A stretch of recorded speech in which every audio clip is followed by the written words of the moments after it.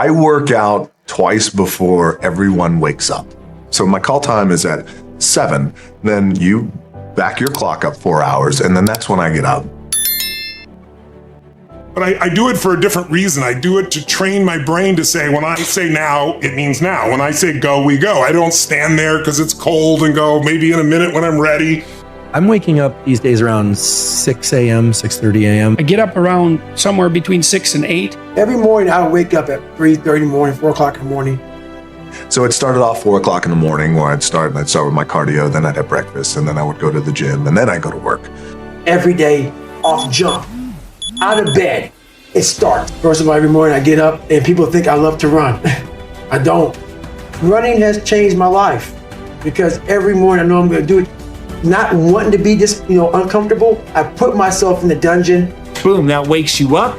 Okay, you need that cortisol to get you springing out of bed. You're in the gym, you're struggling, you're out of breath, you're pushing hard, you're putting yourself into that stressful fight or flight mode.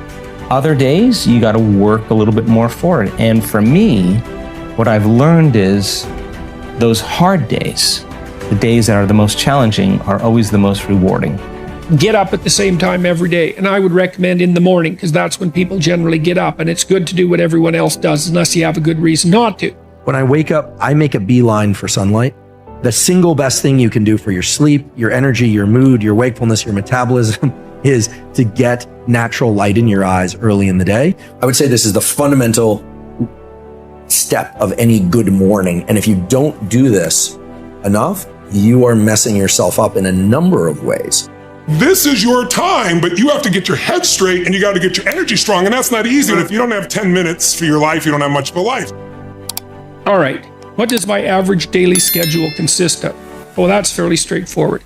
I get up around somewhere between 6 and 8, and then I work till 10, as hard as I can, flat out every single day. So, and I've been doing that with very little variation, although it's been much more extreme in the last year since 1985. I work I would say 14 hours a day, at least 14 hours a day. And so that's about 100 hours a week. And the time that I don't do that, I spend with friends but mostly with my family. And so, and I work as efficiently as I possibly can. I'm always trying to do everything I can as fast as I possibly can. And I'm accustomed to that because, like I said, I've been doing it for 30 years. If you are an anxious person and that's manifesting itself in, say, neurotic overanalysis, there's 2 things you can do very rapidly, 3 things really, that will help quell that.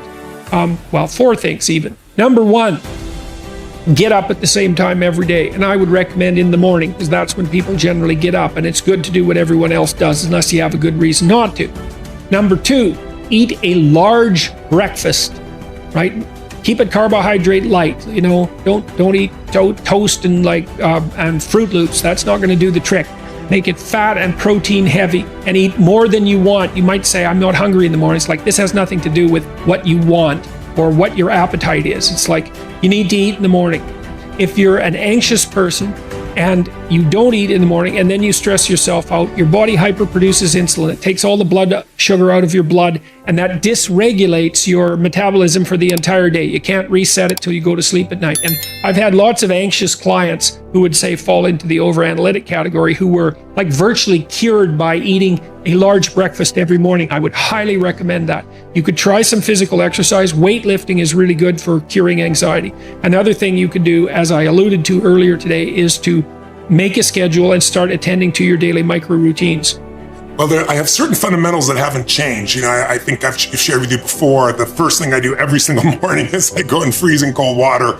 And I've shared this with many people. It's not because I'm a masochist, but because it moves the lymph of your body, as you well know. And when you jump in, it never feels good to go in, but getting out, you feel incredible.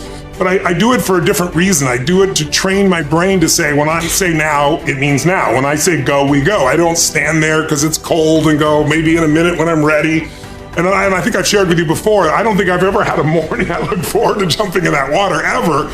But I always do it because I've trained my brain. This is how we work. And if you train your brain to do that every single day, then it'll do it on the more difficult and important things in life.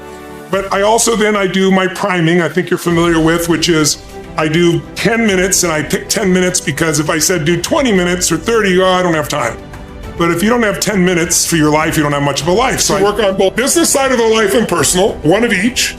And in order for either one of those to work, you need to be in a strong emotional state. And if you start with your body, like I start every morning in my cold water, start every morning with my workout. I start every morning like feeding my mind, right? So there's certain things you got to do physically so you're strong enough to remember the truth. Because remember, fear is physical. You feel it in your throat or your gut. So is courage. Courage doesn't mean you're not afraid. It just means you're strong enough, you push through in spite of the fear, right? And courage feels different in the body. So when you go lift or you go for a sprint or a strong run or you jump in that freezing water, when you push your mind to go beyond what's comfortable, you feel a strength inside you, and that strength will help you to change your body, your emotions, your relationships, whatever. This is your time, but you have to get your head straight and you got to get your energy strong. And that's not easy when most people are shoved in their houses and isolated and heard nothing but fear. So you got to take back control.